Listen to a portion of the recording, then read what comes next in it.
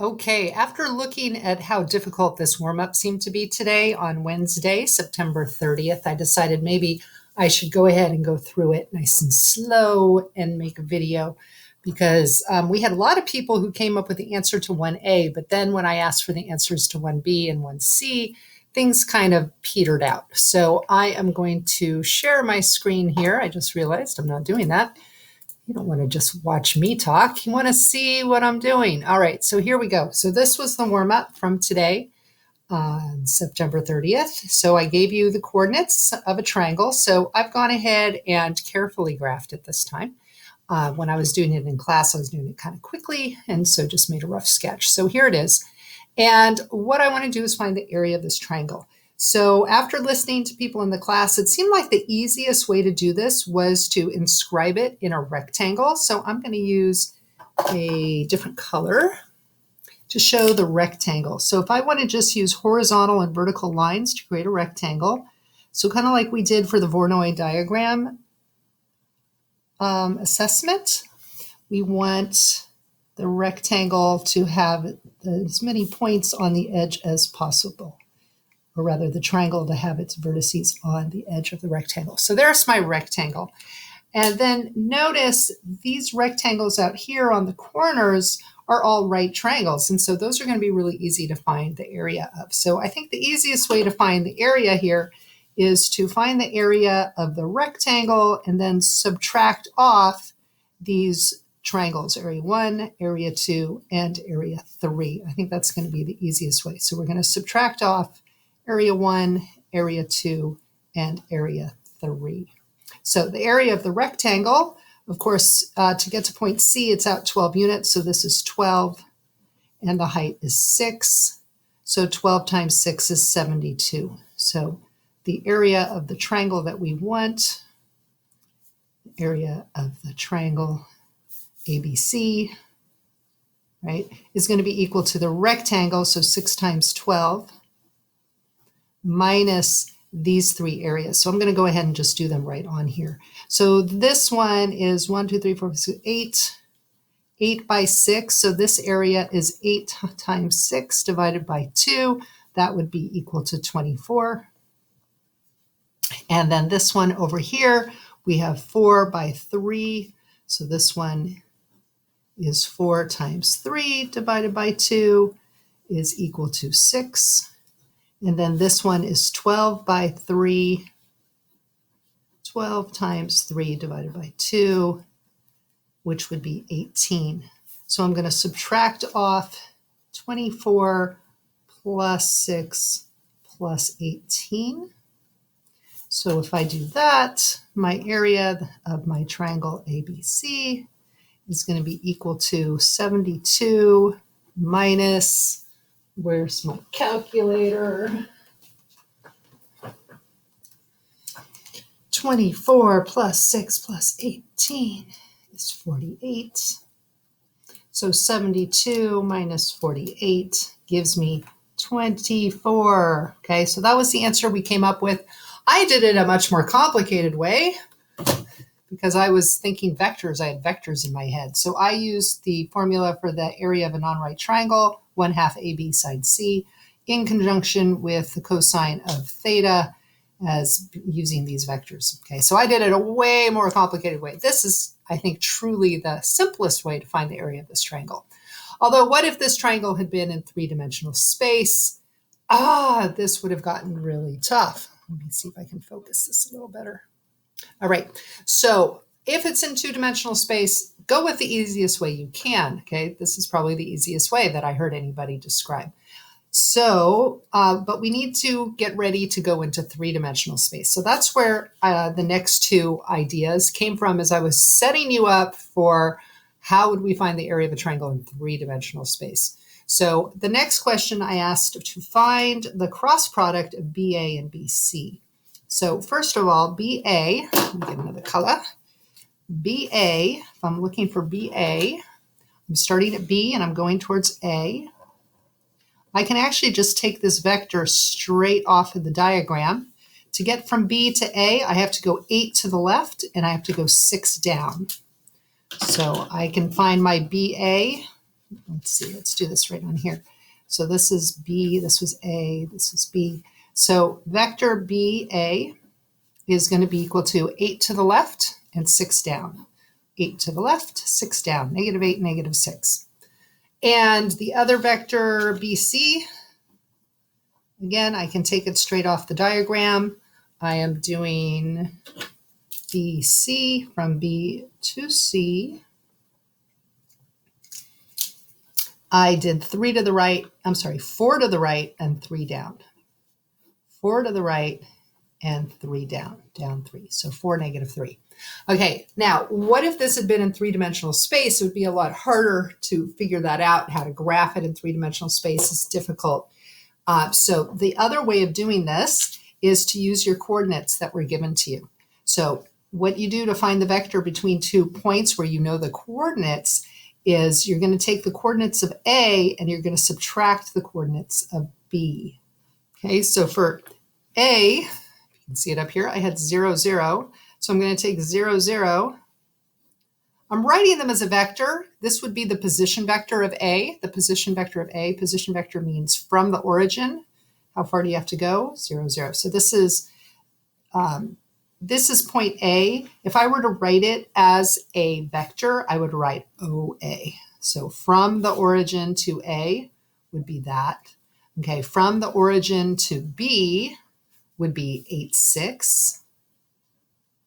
Okay, so that would be a position vector. If I'm changing coordinates into a vector, it would be from the origin, right? Okay, but the little shortcut here is we're actually trying to write this vector, BA. We're trying to write vector BA, so it really doesn't have much to do with the origin except that A happens to be at the origin, but we won't worry about that. So you take the coordinates of A and you subtract off the coordinates of B. That's how we get the vector. So what are we actually doing? We are finding BA right now. So if I'm given coordinates, I'm given coordinates of a point, and I want to find the components of the vector, I'm going to take the points and I'm going to subtract them. And it's the second letter minus the first letter. So 0 minus 8 is -8. 0 minus 6 is -6. And that matches exactly what I saw on the diagram as well. Okay, BC, same thing. I'm going to do the coordinates of C. These are the coordinates of C. Or I could say I have vector OC. I could write it as a position vector, 12, 3. From the origin, 2 point C, it's 12 to the right and 3 up. Okay, so I could change coordinates into a position vector. So C is 12, 3. And I'm going to subtract B. So the second letter minus the first letter. And B is 8, 6. 12 minus 8 is 4. 3 minus 6 is -3. And notice the arithmetic that I'm doing here with the position vectors is the same as just looking at it on here.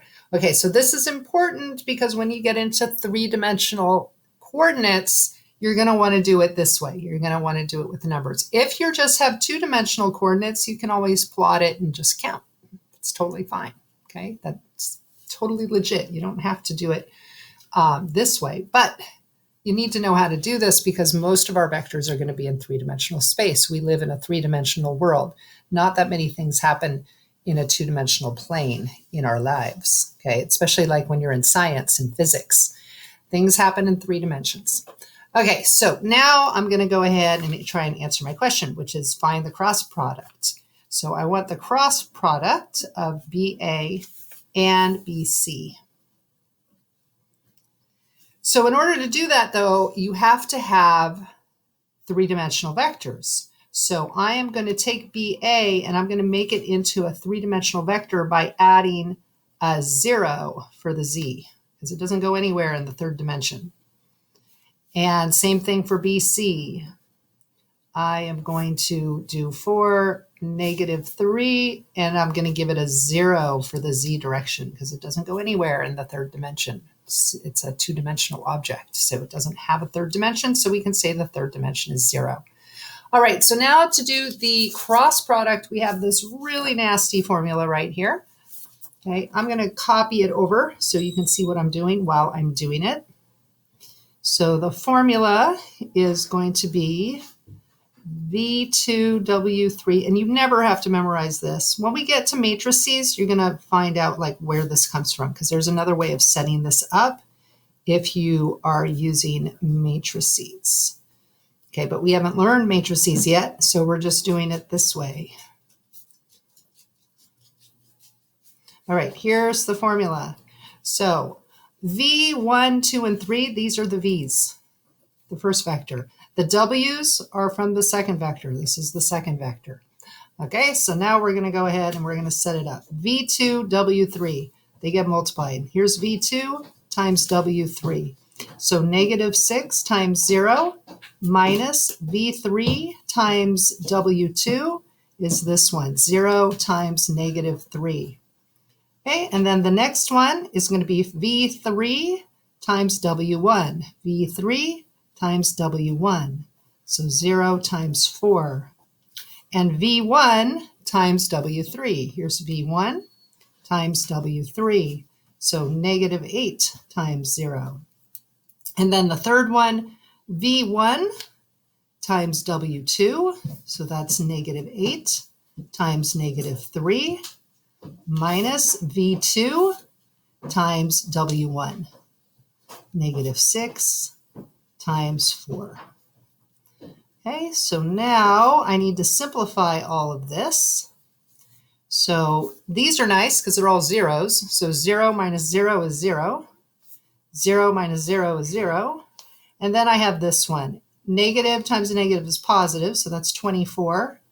And then minus a negative becomes a positive, so that's also 24. So 24 plus 24 is 48. So here is the cross product. Here is the cross product. I get 0, 0, 48. So the cross product of BA and BC is 0, 0, 48. So we came up with up here that our answer to the area was 24. So you might already notice a little something going on. But then what if I find the magnitude? So part C is to find the magnitude of this vector. Okay, it says find the magnitude of BA cross BC. So find the magnitude of that. So the magnitude is just that square root business from the Pythagorean theorem, but of course we're in 3 dimensions here. So it's 0 squared plus 0 squared, 0 squared plus 0 squared plus 48 squared, and then take the square root. Okay, this happens to be really convenient that I've got these zeros here.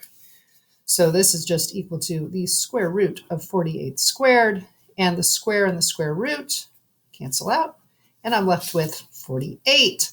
So then notice this is just double the area of the triangle formed by these vectors. So these were the vectors that form the triangle, that we can define the triangle by these vectors. And when I do the cross product, I happen to get, and I take its magnitude. Okay, the cross product gives me a vector, but when I take the magnitude of that vector, I get double the area of the triangle. So the area of the triangle is equal to 1/2 the magnitude of vector BA crossed with vector BC. And this always works. I'm not going to do the proof because, like I said in class, I couldn't follow the proofs when I was trying to watch them on YouTube. So good luck if you want to look at some of them. Good luck with that. But they all involve matrices, which we haven't learned yet. So, but this is the formula that we can now use to help us find the area of a triangle. The thing you have to be careful of, though, are these are vectors. BA and BC are vectors. So if you're given a problem like the warm-up today with coordinates, you got to be careful in translating those into vectors. Okay, right now, these are coordinates, and if you put them directly into vectors, I could write these as a vector, but we would be position vectors. From the origin to A is equal to 0, 0. From the origin to B is equal to 8, 6. From the origin to C is equal to 12, 3. Okay, that's how I can take my coordinates and write them as vectors, but notice they're all from the origin. These are the directions from the origin. So if I want the vector, say I wanted vector CA, what if I wanted vector CA? Well, that would be from C to A. So how am I going to do that? That's where I need to take A, which was 0, 0, and subtract off C, which is 12, 3. So CA would be equal to negative 12, 3.